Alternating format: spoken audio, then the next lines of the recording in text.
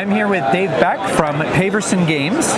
Very nice to meet you. Thank you. Obviously, Distilled was an amazing design. You won an award for it. That's so awesome. And now it's about Luthier, the art of the instruments. That's right. Yeah. So here it is, the big box. The big box. So tell us about this game. What's going on here? Yeah, so first we did with Distilled, whiskey, gin, vodka. Now we're making violins, we're making cellos, harpsichords. It's all about craftsmanship. You got it. All about craftsmanship. That's great. Really all about theme and mechanics. It's really important to us to do that. So with Luthier, really what you're doing is you are the head of a Luthier household, golden age of classical music. You're crafting different sorts of instruments for different patrons, all historically accurate, all the well-researched instruments as well of that time period. But the key mechanic is it's a hidden bidding worker placement game. What that means is your family members are your workers that represented by discs with numbers 1 through 5. I'm going to send a worker out somewhere face down. Only I know what that value of that worker is. Here? That's right. And so you only know yours, I only know mine, and we're going to resolve those and we're going to find out who gets to go first. The higher the skill level, the first pick at that place. Everyone gets something. We're going to craft an instrument, so there's that hidden bidding worker placement, there's some resource management, recipe fulfillment. We're also building an engine because as we're working with these patrons, they're going to give us gifts and eventually even contribute to different mechanics we have in the game as well. Finally, in the center of the game, in the center of the board, is an orchestra. You're all trying to craft instruments to place them in the orchestra because there's a bit of an area control game. I want to get the most first chairs I can get by the end of the game to get more points. We really believe strongly, as you can hopefully see, in component quality, art quality in Paverson Games. Vincent Dutrait is the artist for this. We've got in front of you is a deluxe version of the game without the metal coins that would actually be in it, as well as a 7-piece insert. So we're like really doing it up for this. We're doing other crazy stuff like realistic resources, clay worker chips, instrument standees that will look like the instruments in the game, and even so much so. If you can follow me over here really quick, and we can see a pipe organ dice tower that makes music when you roll it. So some really exciting stuff with this.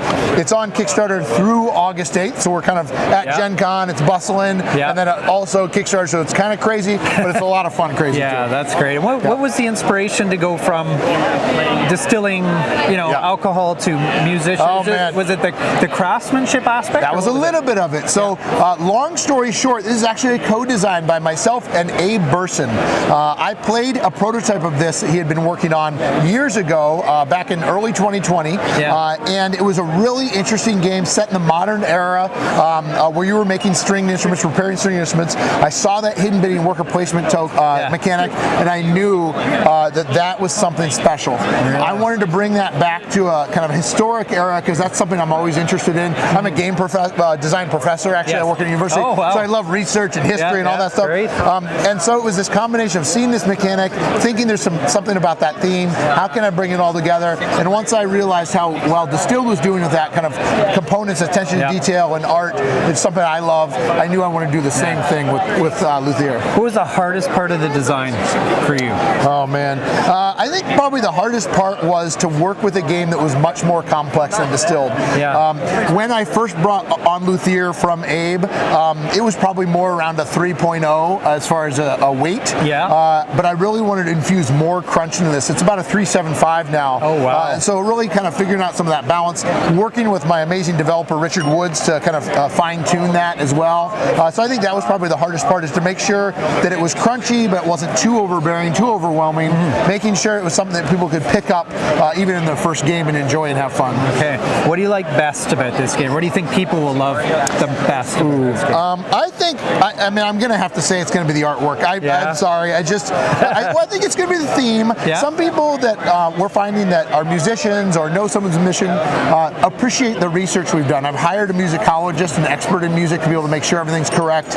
But also the art. I mean, Vincent Dutrait's always been my favorite artist, and I've really worked closely with him to craft a world for these people to feel like they're immersed in it. Everything from all the 30 different portraits of the patrons, all real people.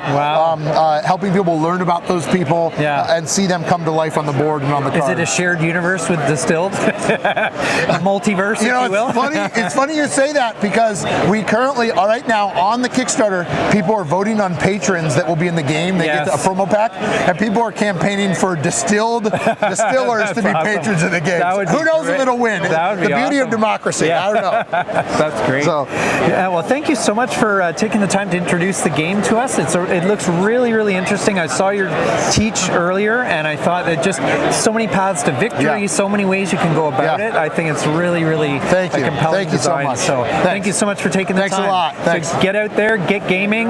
Be legendary.